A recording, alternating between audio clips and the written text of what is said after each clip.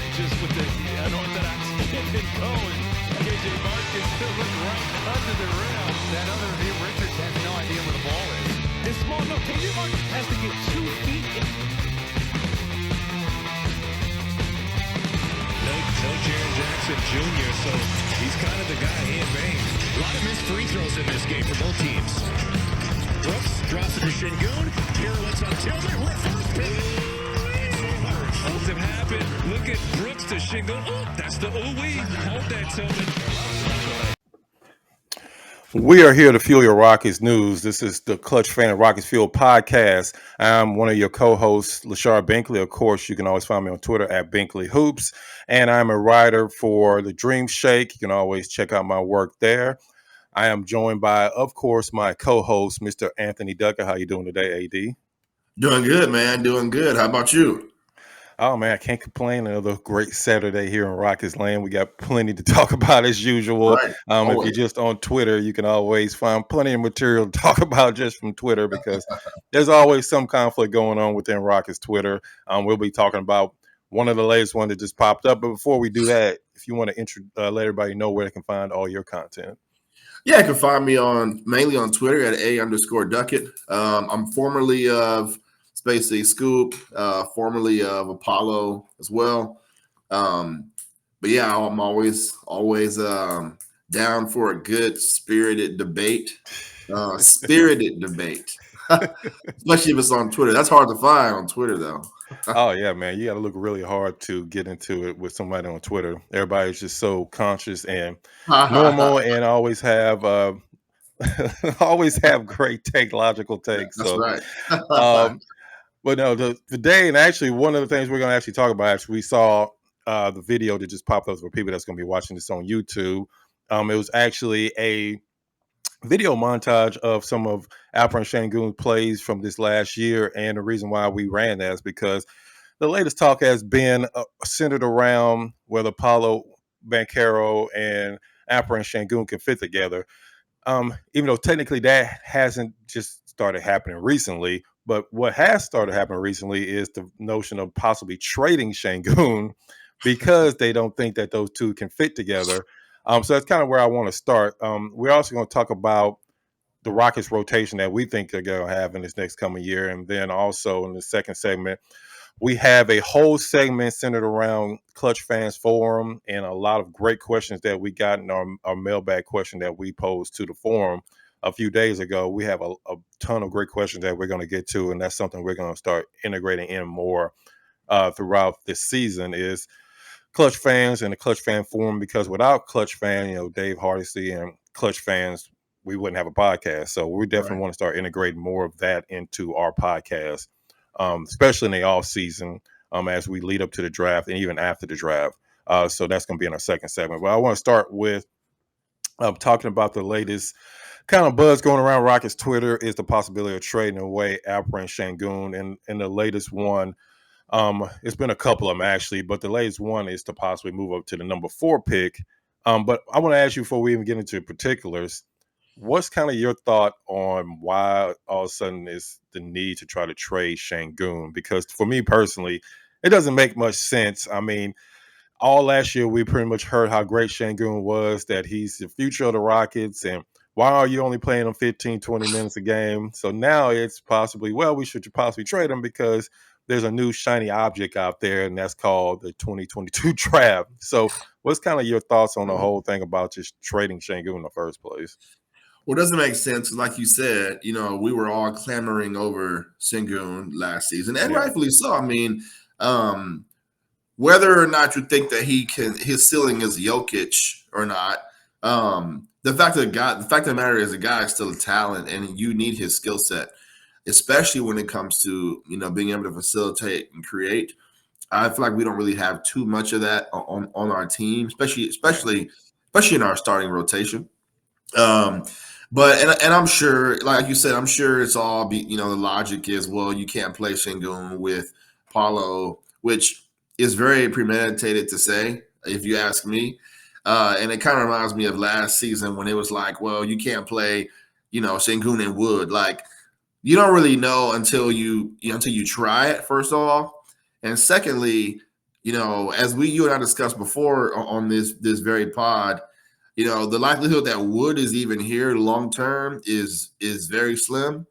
So if you draft Carroll, your future bigs are Sengun and Carroll. Now we could talk about with Garuba, what you saw out of him, whether he has a place or not. But for sure, we know that Sengun and Carroll, if he's the pick at 3, would be your future there when it comes to your big. So whether Rockets Twitter has accepted it or not, well, they haven't, and that's usually the case.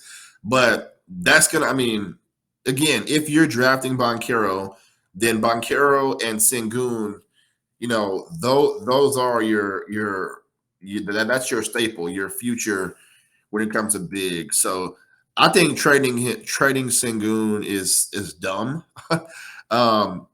But I will say that when you're at the place the Rockets are at, then there's an argument to be had about, very few players should be off limits. Like, Jalen probably is your only player who is off limits considering where you're at. So if if you're talking about trading him because you have a good offer, that's one thing. But the notion of trading him because you don't think that he could fit with someone else that you haven't even drafted yet or seen next to is foolish to me. Yeah, I mean, I agree with you. As far as with Shanghu, it shouldn't be any untouchables outside Jalen Green, but at the same time, you shouldn't be looking to move them just to be moving them, because at the end of the day, I know some people are starting to fall in love with Jaden Ivey and the possibility of Rockets having Jaden Ivey and Paulo Banchero. But again, this is not NBA 2K. It's not that simple. You have 2 teams that are going to have to agree to these moves. Sacramento has to agree to whatever you're trying to trade to them. And I know they're trying to win now, but at the same time, do we really think that Christian Wood, or honestly anybody outside of maybe like Jalen Green, do we really think that Sacramento really be that interested in a Christian Wood type player or even a John Wall type player? Because they already have Sabonis. They still have him there. So are they really going to be looking to bring on somebody else, even like an Eric Gordon? Because they still have De'Aaron Fox. They still have Mitchell that they drafted last year. They still have several players. They still have Harrison Barnes on their team. So I don't know how much they're going to be looking to move for players that are good, not great. I know some people don't think Christian Wood is good at all, but he's still a decent enough player. I just don't think he moves the needle for Sacramento. So I just don't see the value of trying to trade Şengün unless you're trying to trade him for another star player. And with this upcoming free agent class, I don't know how much the Rockets are really invested into trying to bring in another star player or a possible star player here in the future. I just don't see them really valuing that. I think they're valuing more the players that they already have on their roster and trying to build some type of chemistry. So yeah, I agree. Yeah, you shouldn't be trying to say Şengün is untouchable, but I'm not if I'm Rafael Stone, I'm not the one actually making the call to try to trade away Şengün. And it kind of leads me into my next question, because it kind of seems that Paulo Banchero is the likely pick right now. I mean, of course, things could change. Maybe OKC trades out a number 2 pick, and that kind of changes everything. But right now, it kind of seems like Jabari is number 1, Chet's going to be number 2, and the Rockets going to get Paulo Banchero at 3. So a couple things about Banchero I want to ask you about. First, how do you think he fits with the current Rockets rotation, and how do you think that rotation will be? Do you see a rotation of like we were talking about before we got on, KPJ, Jalen Green, probably Eric Gordon at this point, the way reports are coming out, a Banchero, and then a Christian Wood? Now, I know Christian Wood can be traded, but for right now, he's still on the roster, and he's not going to be the one to come off the bench. So do you see that as the type of rotation, or do you see them trying to shoehorn in Banchero or Christian Wood at small forward just to get Şengün at starting center?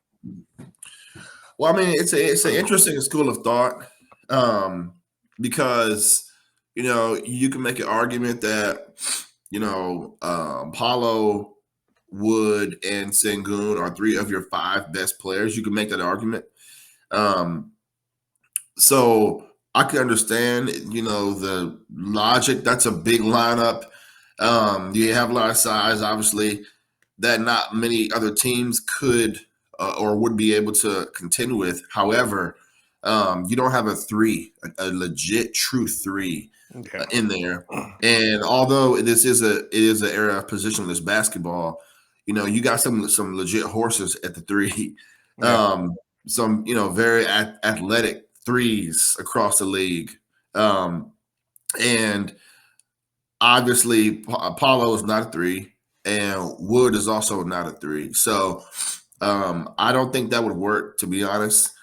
I think you would end up having to go. I really don't like the idea of Gordon at the three either as a starter per se, but it doesn't seem like the Rockets really have that much interest in trading him, because apparently they were offered a late first round pick last season for him, which Fagan reported that after the trade deadline passed. I would have think that would have been a no brainer, but they decided they really value his professionalism with the young guys, which I don't know if that is as big of a deal going into this coming season, because he already was providing that last season.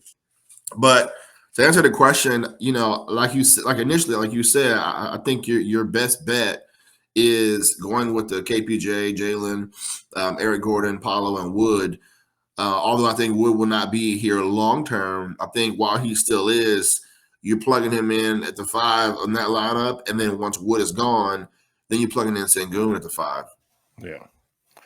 Yeah. I think people just got to come to the conclusion or be okay with Shanghu still come off the bench, because ultimately, I mean, right now, Christian Wood and Banker are probably going to be the better fit, at least at the beginning of the year. Even though eventually you may be, have to go with a Shanghu and Banker, because if they are be able to find a trade partner, then then you won't have a Christian Wood on the roster. You still have a Bruno Fernando. You still have Uzma Garuba. Even though Garuba more than likely is going to be playing a lot of his time in the G League. I think that was a plan last year, but he got hurt 2 or 3 times, so it didn't really work out. So they had to bring him back up because they wanted him with the Rockets training staff. So I think he's going to get more time in the G League next year. I think they actually like Fernando. I just don't know exactly what their plans are for him because he has another year on his contract. I'm sure they probably give him a longer look this year. But ultimately, I think Christian Wood is still going to be the starting center, even though ultimately I don't think that's his best position. I think he's better as a power forward. But for right now, I think they'll go with Banchero. I think that's why all the reports were saying, or a lot of reports were saying, that if they had a choice, it was going to be Chet, just because it's a lot easier to slot him in to where they need him right now than trying to slot in a Banchero, because him and Shangun do kind of have some of a similar skill set, and that may kind of contradict each other. But right now, this decision is kind of out of their hand, and I just don't see them trading up. I don't think they value those first 2 picks enough to where they would trade up to give away their own draft capital. So I think they're fine staying at 3. Now, if they would have went to 4, from everything we're hearing, we've heard from a couple of people. I've heard from somebody that I think actually talks to a lot of people on the inside, and they were saying that they were extremely happy with having a top 3 pick. But if they would have got anything outside of that, then it probably would have been open season on them trading away that pick. So I think they're fine with Banchero. I think at this point they're just trying to add as much talent as they can, and then they'll figure out it from there. I think the rotation you said was pretty much how it's going to be. I just think Shangun's going to be coming off the bench again, and he's probably going to get more minutes this year. But I just don't see how they can fit him in that starting lineup, especially if Christian Wood is still here. Now, the whole Eric Gordon thing, I'm actually fine with Eric Gordon still being on the roster. I just don't want him starting again next year, because Eric Gordon tends to sometimes over dribble a little bit. And I think we all seen that several times. Still a really good defensive player. I don't think he's a good enough defensive player to override the fact that he should be coming off the bench instead of starting, because you don't want anybody taking away shots from your backcourt. I think KPJ and Jalen Green are finally starting to get a chemistry. And Eric Gordon sometimes seems to get tunnel vision. He's not exactly going to be one of your facilitators. That's never been his game. I don't think that's going to change anytime soon. So he's usually, once he gets the ball, he's probably going to take the shot. So I just don't think that that's really going to help Jalen Green and Kevin Porter Jr., especially since you already got Christian Wood, who, God forbid, he's still in the I think I'm Kevin Durant mode instead of the, hey, I should be throwing outlet passes on these rebounds.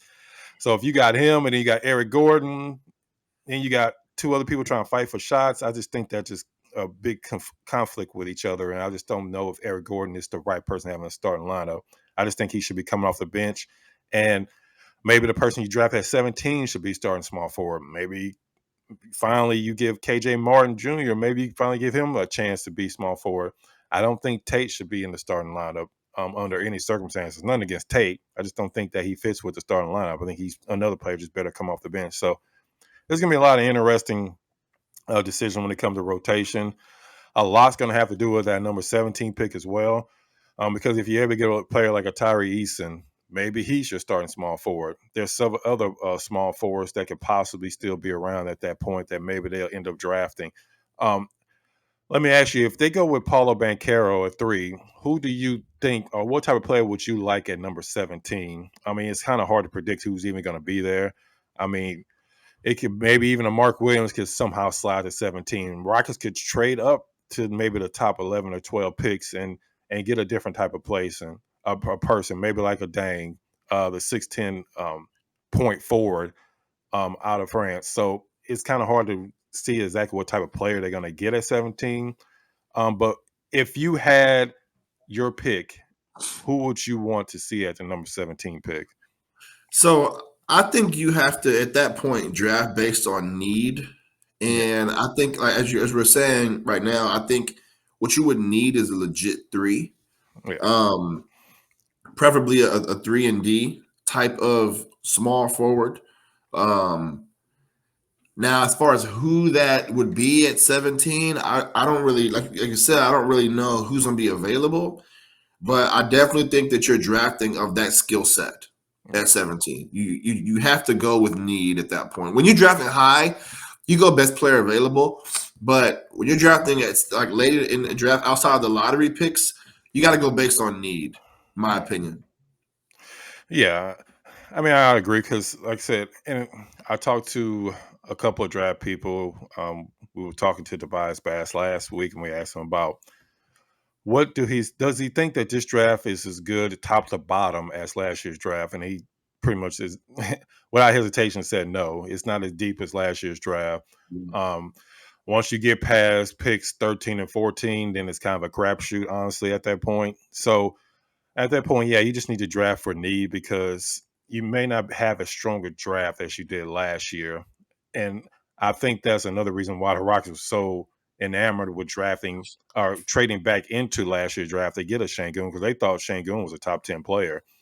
So to get him where they got him, they were very happy. But I don't see the Rockets necessarily trading up in this draft because I don't think that this draft is as strong as last year's draft. So I think they're fine staying at 17 or possibly even moving back. If they see a player that they can get later in the draft, I don't think they have a problem moving back and possibly getting a second round pick on top of it or a pick for next year. So I just think the Rockets are going to be fine where they are. If anything, they'll move back. And like I said, they definitely need more size on the wing bad. I mean, we all love KJ Martin. We all love Jayshawn Tate. But again, they are undersized wings at the end of the day. You need more 6'8", 6'9" wings, and we see that. We see that in the playoffs. We see that with Boston. Even with their smaller guys like Marcus Smart, they still have size on the wings with Jason Tatum and Jaylen Brown. So they're able to switch everything, and that's exactly why they were able to get back into that game last time because they started switching everything, and they're able to do that because they have multiple players who can do that. So the Rockets need more size on the wing. They don't really have that right now. So if you can get an Eason at 17, I mean, I think it would be pretty much a no-brainer. Even though I like Jang, I like his game. I like the fact that he is 6'9", 6'10", that could possibly blossom into something beyond what he is right now, which is a raw on offense, but he has the size to where he's actually still growing. He can be a point forward type player. But again, like you said, at 17, you're going to just take the best player available and just add them to the players that you already have, which is a whole nother issue with roster spots and what they're going to have available. Because at some point they're going to probably have to make some type of trades because they're going to have way too many young players and not nearly enough roster spots for all those players. So, and one more quick thing, I think that's kind of why they didn't take that pick for Eric Gordon last year, because they have so many players right now, and then they're going to add on 2 more players this year. I think they were trying to get a pick later on, and for some reason teams didn't want to do that, which we saw messed up Phoenix. They would have loved to have Eric Gordon. Milwaukee, when Chris Middleton got hurt. Miami, when Tyler Hero was hurt. Memphis, all these teams would have loved to have Eric Gordon in the playoffs. So I think they're actually going to benefit the Rockets now because teams are not going to be as hesitant to trade for a player like Eric Gordon. John Wall, I have no idea what's going to happen with John Wall, but Eric Gordon is definitely the most likely player that's going to be traded in this upcoming season. Next segment, I want to get into the mailbag because we have a ton of great questions that are going to lead us on a lot of different directions. So we're going to have plenty to talk about in the second segment with all the great questions from a Clutch Fans forum. So make sure you stick around for that, and we'll be right back. And welcome back to Clutch Fan Rockets Fuel Podcast. And in this second segment, we have a very special segment where we're talking all things Clutch Fans Forum. We had an amazing 37 questions asked in the forum over just a couple of days, and we're definitely going to be breaking down some of those questions here in this segment. And like I said before, we're going to be talking a lot about these over the next several weeks. So even if we don't get to a question today, we're going to definitely get to all the questions at some point throughout this offseason because we'll have plenty of time, especially after the draft, where it's going to be a lot of downtime, unfortunately, where there's not going to be a lot of Rockets news. So we're going to be getting to all of these questions at some point. But first, we definitely want to start with the first few questions that we got in the forum. And the first question for today is actually from my man Zeos. Hopefully I'm saying that right. That's Xaos, who's been a member of Clutch Fans since January 31st, 2015. So for the last several years, we definitely appreciate the question first off. So the first question for you, AD, is how confident are you that Shanghu and Carroll fit together as starters on a championship level team? But the caveat is during or before their second NBA contract is over. So this is actually beyond their rookie contract. And this is just saying if they actually get a second contract after their rookie contracts are run out. So what's your opinion on how they fit together? And do you even think that they're going to get to a second contract together? Because we know in today's NBA, that's kind of hard to do with having pretty much the same team or having the same type of players on your team beyond even a rookie contract. So kind of what's your thoughts on that? So second contract, we're talking like 7 years out because the second extension is a 5-year extension and you have them for 4 years on a rookie deal, right?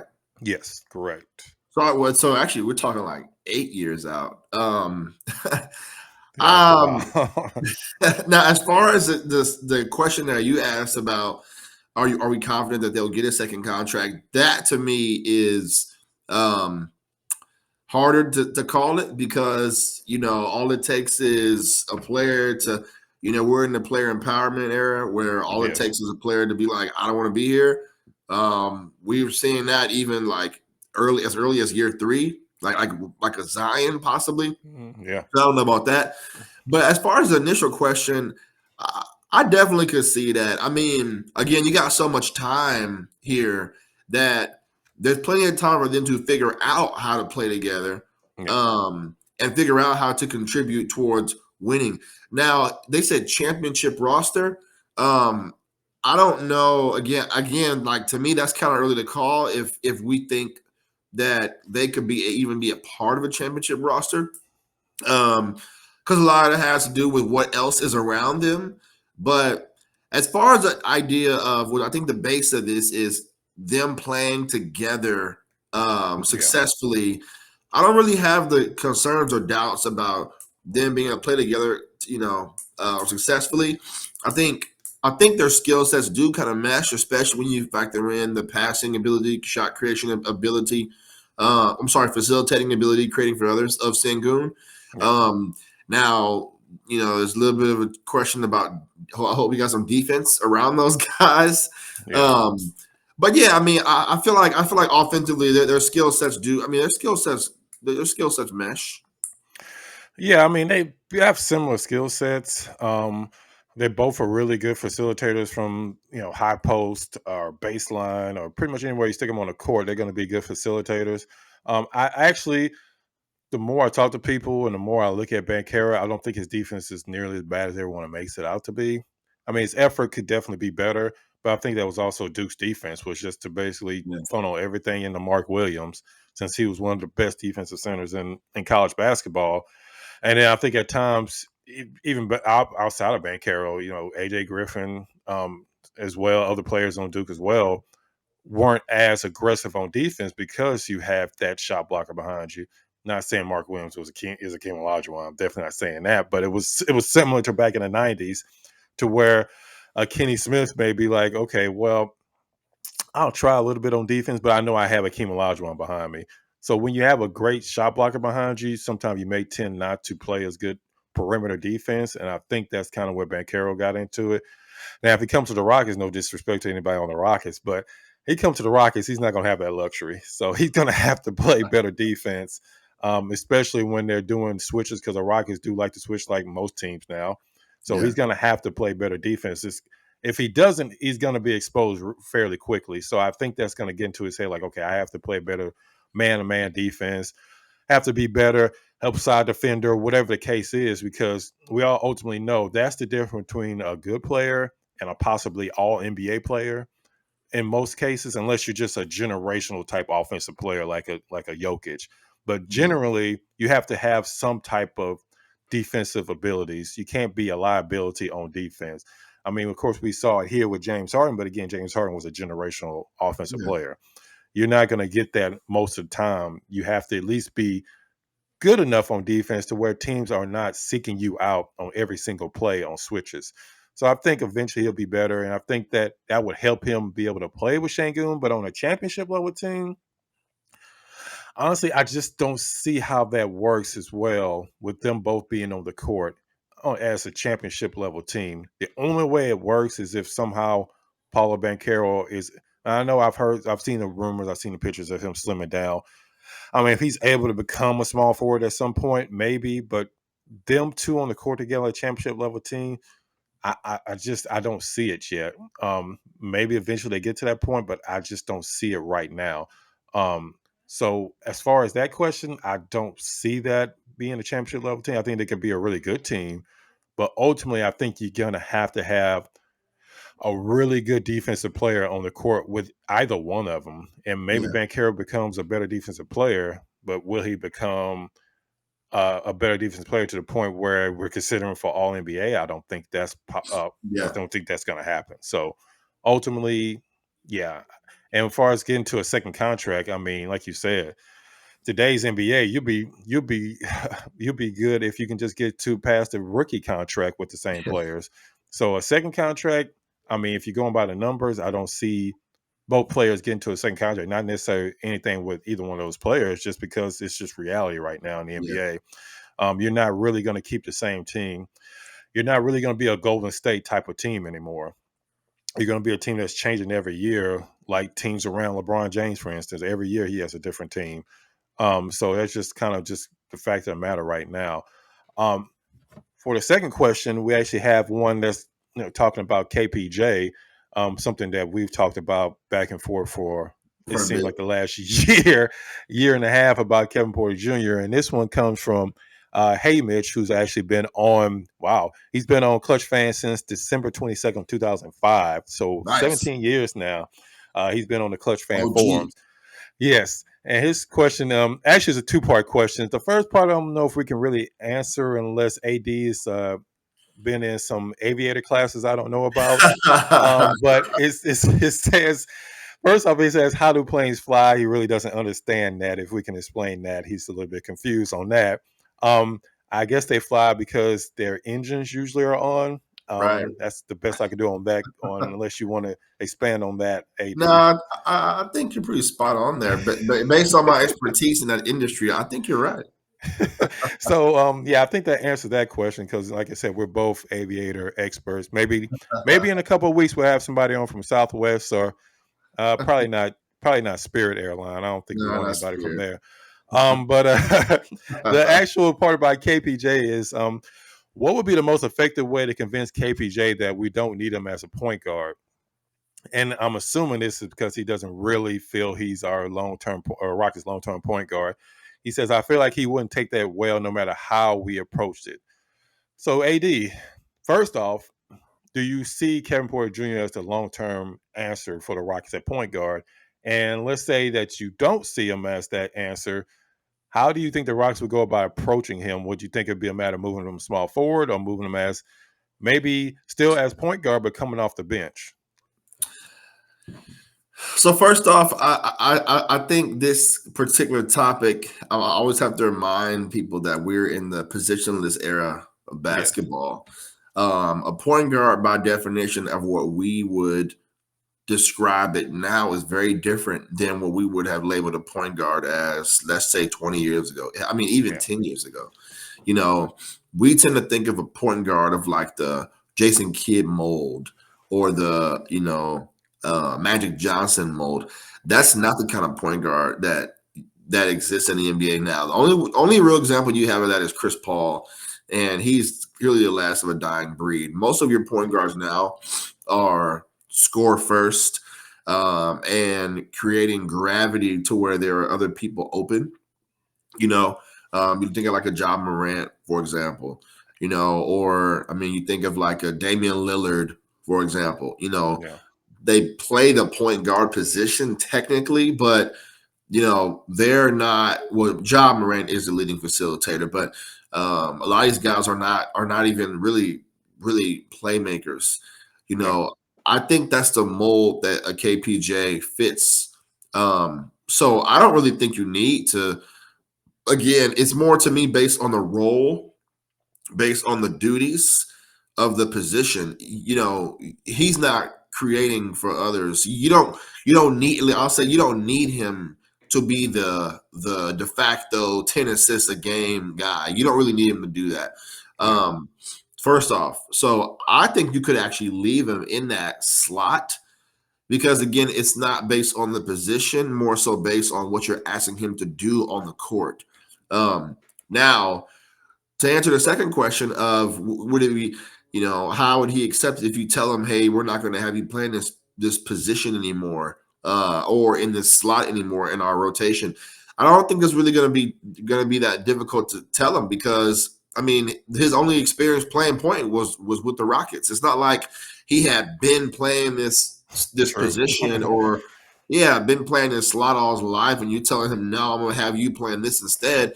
In fact, that was kind of what we did before. He had been playing really a wing, more of a three, if you will. And we had said, hey, we're going to have you playing point. I don't think it'd be difficult to get him to buy it. It seems like, to be fair, although I know he's definitely had his bouts, not just with the Rockets, but throughout his career when it comes to some of the let's say off the court stuff, which since he's been in Houston, he really hasn't had that. But let's just say some of the how would I phrase it? I don't want to say like mental lapses or mental health challenges. But okay, let's just say attitude. He throughout his career has been chronicled that he's had some attitude, maturity, if you will, concerns. But since he's been in Houston, it seems like I feel like he's really done everything that's been asked of him, and embraced, what's been asked of him. So to be fair, I don't think it'll be that difficult to tell him, hey, you've been playing, you've been playing this style, this position with us for the last 2 years. We're going to actually go away from that and have you do this instead. I actually think KPJ would embrace that. Yeah, I don't know if it's so much the point guard he would probably have a problem with is if they decide, well, we're going to reduce your minutes and have you come off the bench now. Yeah, that he would probably have a problem with, but I think he's growing and you made a really good point about it being positionless basketball to where I don't think that you can have the same criteria for point guards. And we've talked about this so much that you don't have to have a traditional point guard anymore. Even if you look at either one of these teams that's still in the finals right now with Golden State, even though we go and say it's kind of hard, they're kind of a unique situation. Yeah. But even with the Boston, I mean, you have a Marcus Smart who, for the most part, is not necessarily their point guard. He plays a point guard position, but he's not the run facilitating their offense. Right. They run their offense through their best player. They run it through a Jason Tatum. Heck, even sometimes they run it through Derek White or Al Horford. So you don't necessarily have to have Kevin Porter Jr. facilitating your offense. And if Alperen Sengun or Carroll is in your starting lineup, they're going to be running the offense anyway. So I just think that the whole thing about whether KPJ can be the long-term point guard, I think that it's kind of missing the point. I think the real question is, can he continue to shoot the way he has from three-point range like he did the last, few weeks of the season? If he continues to shoot like that, then it really doesn't matter what position you have him on, because he's going to be a plus on the court.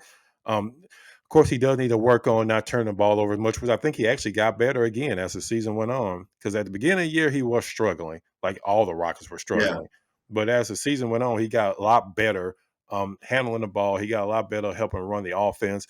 And then also, you got to factor in, the more Jalen Green gets comfortable, the more he's going to be handling the ball. So you're not even going to see Kevin Porter Jr. handling the ball nearly as much as he is right now, because when you bring in Banchero, he's going to be your high post baseline facilitator as well. So I think at some points it's not even going to be an issue having Kevin Porter Jr. at point guard. I mean, sometimes he may not even bring the ball up. He may be out on the wing, and Banchero may be bringing the ball up. So I just think that the more players they bring in that can facilitate, the less it's even going to be an issue. Now, if you can get, if you can get a Murray from San Antonio, just for instance, if, let's say San Antonio decides to move on from, or SGA from Oklahoma City, or some other young up-and-coming point guard, then maybe you start to decide, okay, these players better than Kevin Porter Jr., maybe we should move on. But as of right now, I don't see a reason why you would not give Kevin Porter Jr. another season as your point guard, just so you can see for sure, now that you have some type of actual foundation. Because let's be honest, up until the second half of last year, the Rockets really didn't have a foundation. They didn't really know what they were trying to do. They didn't know what rotation they were trying to do. They wasn't using Jalen Green as well as they should be. So now they finally know what they should be doing with players like Jalen Green. Now they can finally see what other players they have on their roster. And that's another reason why I'm just not gung-ho about trading a lot of their young players, because you don't really know what you have yet, because the Rockets haven't really figured out what they're trying to do yet. And they're finally getting to that point. So now you can start evaluating Coach Silas. You can start evaluating the players you have on your court. So this year is going to be really important, because we all know that next year they're going to have a lot of money, possibly even a year after that. And that kind of leads into our third question, which is actually from Mighty Boss Tone, who's actually been on ClutchFans since 2014.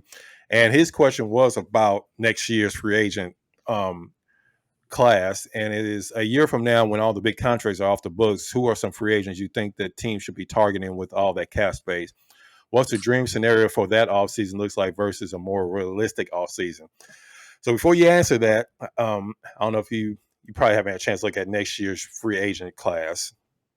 You have players like LeBron James, which I don't think that's really realistic, but you also have your favorite, James Harden, who could possibly be a free agent. We've seen some conversations about that, and at that point, James Harden he's going to be looking for $40, $50 million a year. Whether he gets that or not, whole different story. But I'm just going to go through the list so we can talk about it. Of course, you have John Wall. Well, we all know how that's going to go. Russell Westbrook. You have Bradley Beal, Kyrie Irving, Kevin Love, Andrew Wiggins, Nikola Jokic, who probably is going to sign some Supermax extension at some point in the next year. So I don't know if he's even going to still be on the list. D'Angelo Russell, Al Horford. You have Nikola Vucevic, Harrison Barnes, Danilo Gallinari. Then you kind of getting down to the more B, C level type players. Jeremy Grant, interesting one. Miles Turner. And after that, that's, it's pretty much kind of not bottom of the barrel, but not anybody that's going to move the needle, unless you think the great Karis LeVert will come back to Houston. But I don't know if that's possible. So Hall of Fame. Listen to Hall of Famer Karis LeVert, and also Christian Wood, who will be a free agent at that point. So looking at that list and looking at some of the players on that list, do you think the Rockets are even going to be big time players in next year free agents, or are they going to be looking for 2024, which is going to have even more bigger names on that list? And if so, or does any of those players interest you realistically or unrealistically at this point? No. So I can appreciate the question because a year from now we would have 81 million in cap space freed up as a result. Well, assuming that Gordon, Wood, and Wall are off the books because their contracts are set to end. So between those three, that's 81 million in cap space freed up. But I don't think the way to use that is to throw big money at a free agent. I've always said, I think your best bet, you got a lot of draft picks, you would have cap space. I think your best bet is trying to trade for a disgruntled star. I think that's the time to do that. I know the idea has been floated out quite a bit about doing it sooner, but in my opinion, the time to do it is then. You have all this cap space. Now the question is, who is that player? And that's tough to answer because every year there's a new name of a player that wants out, or a new player that's like, hey, I want to get out of here. The only options that we know of right now seems like Zion, Donovan Mitchell. Those are the two most right now. Yeah, I don't think Luka is gonna demand a trade. Definitely don't think Jokic demands a trade. Maybe Carl Anthony Towns, maybe. But that wouldn't really make sense considering the leap that they took this past season. You figure they'll get some more veterans again. But maybe Cat is an option. Maybe SGA. I don't know what the long-term vision there is, but for Presti, it seems like he just wants to keep hoarding picks. Well, let me ask you a question. What do you think of like a De'Aaron Fox? Because like Davion Mitchell, I think that they're actually really like him and that he can really possibly take over for a De'Aaron Fox. Do you see that type of player as somebody that realistically that you would even think about trading for if let's say Kevin Porter Jr. doesn't have a good season?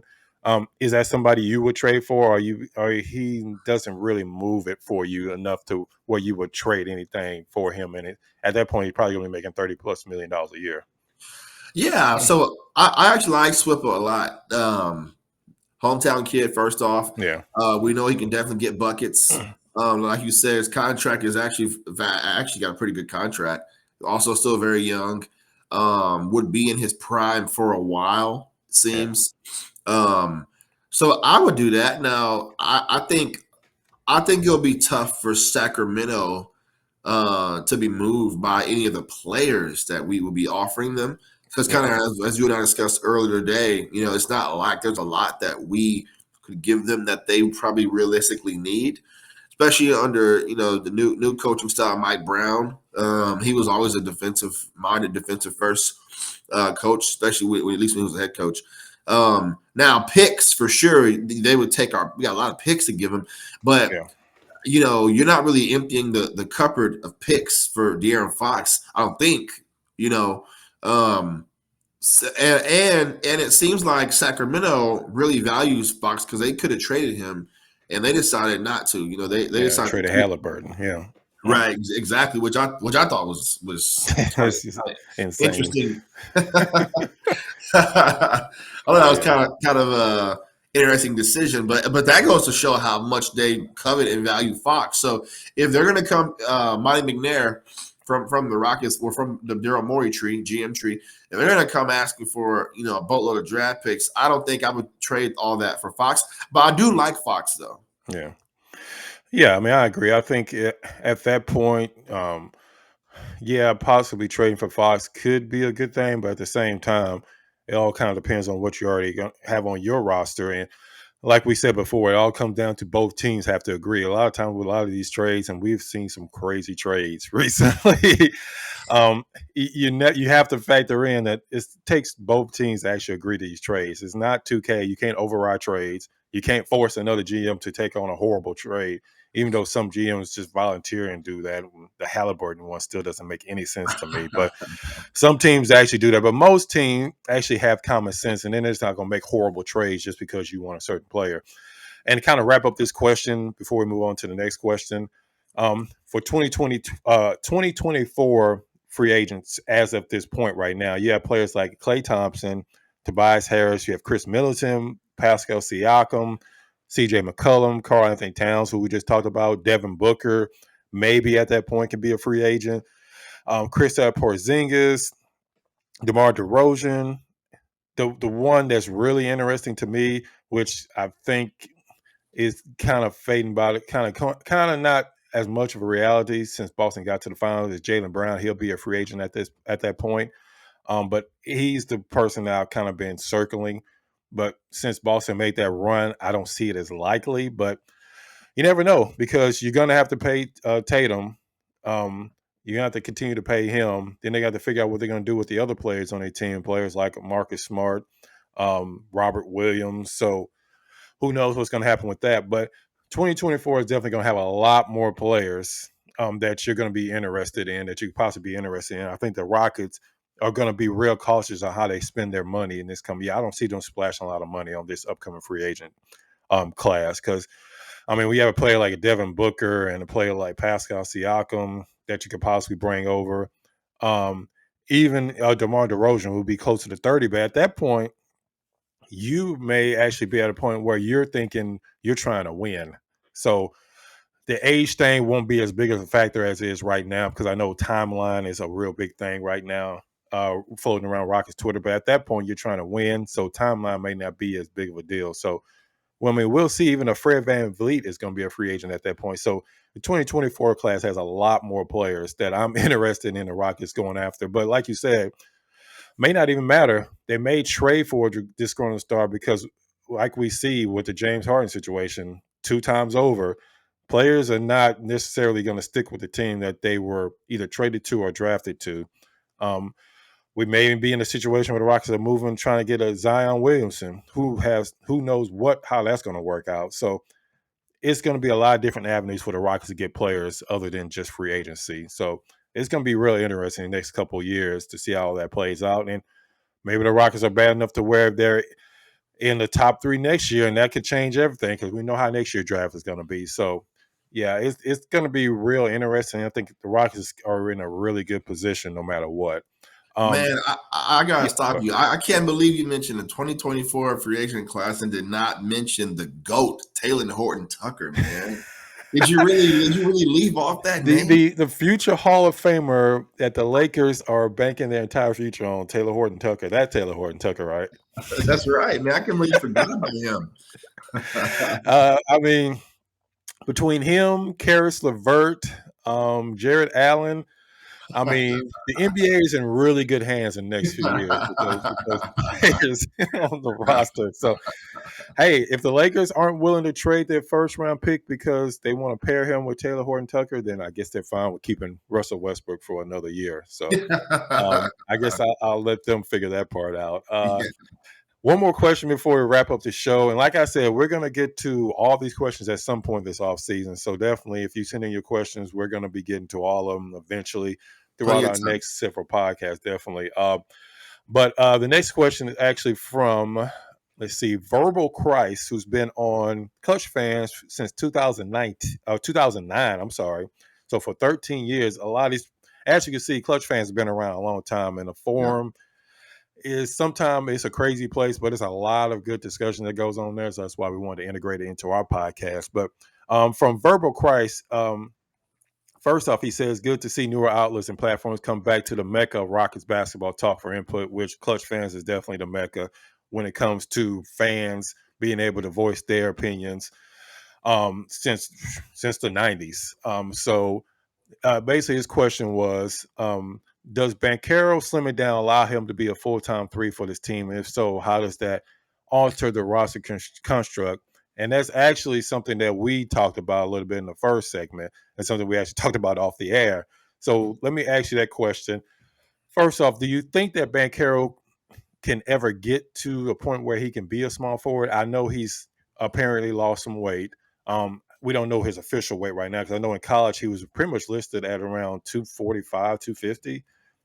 So we don't know what his weight is right now. We'll probably get that question with personal workouts and things like that. But do you think you see him as a small forward at any point? And if so, does that change your opinion on whether Alperen Sengun can be in the starting lineup? I don't think. Nah, I don't see Carroll being a 3. Yeah. I just don't see it. Yeah. I'm trying to envision it. I just can't see it. Yeah. Yeah. I mean, I agree. It's kind of hard to shoehorn him into that 3 spot.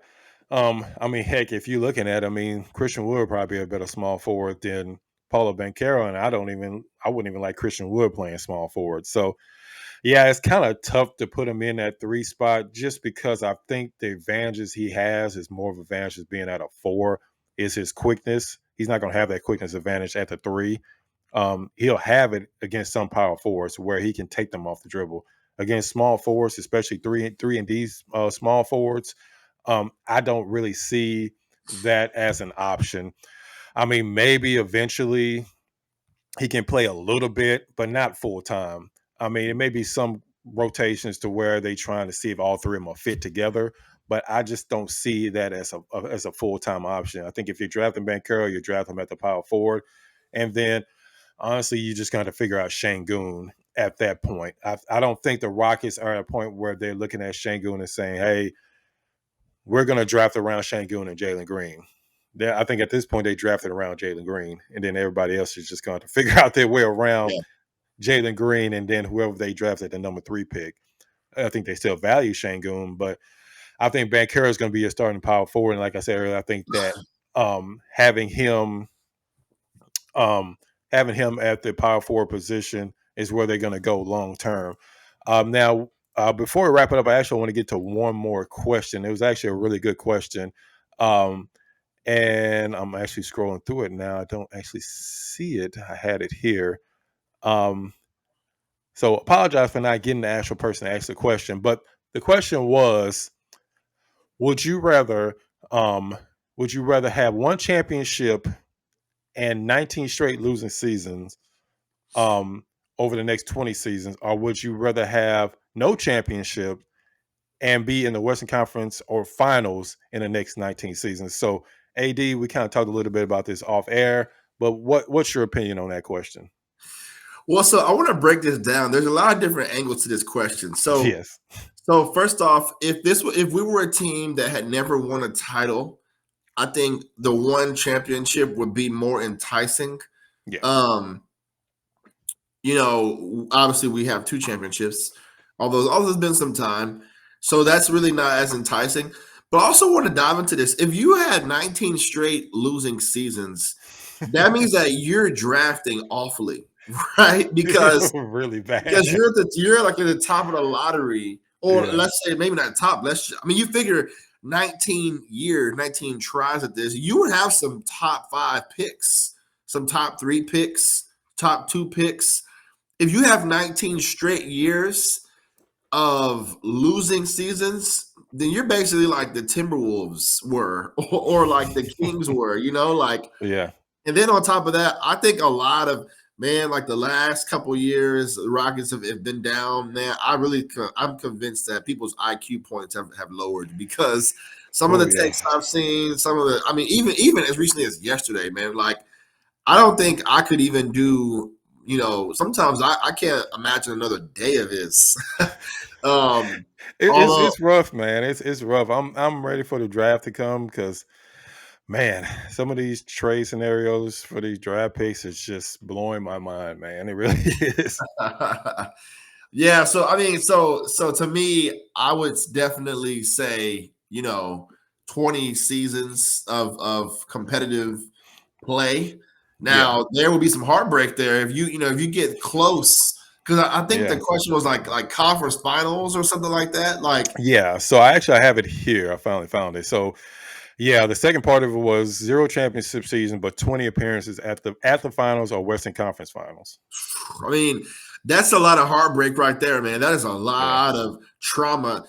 I think I would be traumatized, PTSD Yeah, of that'd be hard. Yeah, 20 straight years. But I still think I would rather be in it and rather have a chance, even if it's coming up short. I think I'd rather be in it, have a chance, versus losing getting top picks and missing out on your picks, or your picks not being contributing towards winning or contributing towards a good team.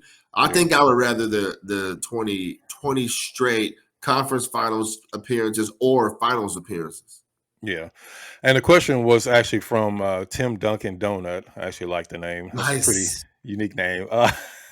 He's been they've been on ClutchFans since 2009. But to answer the question, yeah, I mean, one championship is great, but 19 straight or 20 straight losing seasons, that's rough, man. We see after 2 seasons how much Rockets Twitter is almost falling apart just after 2 losing seasons, and they want the Rockets to lose. A lot of them say they want the Rockets to lose, but then during the season when these losses are happening, they're losing their minds. So can you imagine 19, 20 years of Rockets just being that bad to where they have one of the worst records in the league, actually the stipulation here was bottom 5 in the NBA. So like you said, they'll be drafting in the lottery, high lottery every single year. And every year you're basically drafting, no shade to Hassim Thabit, but you're basically drafting that type of Rockets player legend. every single year. You're basically drafting a player where they're only good for 1 or 2 years, Anthony Bennett type player every year. I mean, Rockets can you just legend. imagine that? Watching that every single year? That's basically what you'll be drafting, a Darko Milicic every single year. While other teams are getting, I don't know, Carmelo Anthony, or they're getting players that you passed on that you could have had, a Johnny Flynn instead of a Steph Curry. I mean, you're having to watch that every single year. So yeah, I would much rather. I mean, the one championship is great, but man, having to watch a bad team every single year, I couldn't do it. So yeah, I definitely would agree with you. 0 championships would suck, and losing the Western Conference Finals. I mean, just losing the Western Conference Finals 2017-18 was bad enough, but having to watch a bad team every single year, I think that's kind of where ring culture has ruined a lot of talk, and not necessarily this question. It was a great question, but just in general on Twitter, especially NBA Twitter, ring culture has ruined a lot of debates because everything boils down to, if you don't win a championship, then you had a failed season. And I want to point out, like Ben Du Bois points this out a lot, that not every team is going to win every year. Only one team wins every single year. So not every single team has had a bad year just because they didn't win a championship. The Rockets didn't fail in 2017-18 because they didn't win a championship. There's still a lot of great memories. Yeah. It didn't end the way we wanted to end, but it's not always about ring or bust, especially when you're not the favorites, which majority of the time you're not going to be the favorites. So I'll much rather have 20 years where you're constantly winning, you're constantly having a lot of great memories, you're just not getting the ultimate prize. So yeah, I definitely agree with you on that, AD. So again, thank you to everybody in ClutchFans that put out all the questions. Like I said, over the next several podcasts, we're going to be continuing to answer all of the questions that we had here in the forum, all 37 questions. So thank you again to ClutchFans and the forum for getting out all these great questions. We had another great time. And AD, before we wrap it up, why don't you let everybody know again where they can find your content? Yeah, you can find me on Twitter at @A_Duckett. Find me on Instagram at Antho Duckett. And always more, like I said, more than willing to have a debate or even sometimes to troll, which is I like to doing that too. Yeah, if you ever want to have a discussion with AD, just mention hashtag Deshaun Watson or hashtag James Harden, and you can definitely have a great back and forth about those two topics if you want to have a Great discussion polarizing with figures. AD. So again, as usual, I appreciate you jumping on with me, AD. We'll be doing a bunch of these coming up, hopefully with some great guests. So as usual, it's good to jump on talking about Rockets with you. Likewise. And I want to thank Rio Grande Valley Vipers for these. As you see, I have on their championship hat and a championship shirt. So definitely appreciate the Vipers for sending this out to me. There, as you can see, for championship. So It was really nice of them to send that out to me, and I look forward to having another great year covering them this upcoming year because, as we know, the Rockets have more draft picks, and they're going to have more people they're going to be sending down to the Vipers. So I'm definitely looking forward to covering the team again this year. So big shout out to the Rio Grande Valley Vipers for the championship and for sending me the stuff as usual. So that's going to do it for today's show. And like I said, up next several weeks, we're going to be talking heavy draft up until the draft. Even after the draft, we're going to be getting into free agency and hopefully have some people that are actually on the inside when it comes to free agent talk. So we're looking forward to that. We'll be announcing that as well. We lock down the guests and lock down the time. But over the next couple of weeks, we're going to definitely have more draft people coming on. We're going to have Corey Teleba, No Ceilings podcast and No Ceilings site that does a great job on the NBA draft. We're going to be having him come on right before draft time. So as usual, we definitely appreciate everybody that jumps on every week and that checks out our podcast on Apple, Spotify, wherever you get your podcasts. And as usual on YouTube, we appreciate all the views that we get on there and the comments. We definitely appreciate that. So make sure you're subscribing and giving us 5 stars because we always appreciate 5 stars, a lot more than 1 star. So definitely give us the 5 stars, and we will definitely be back next week and helping you fuel your need for Rockets news. And as always, we appreciate you coming on, and we will definitely be checking back with you next week.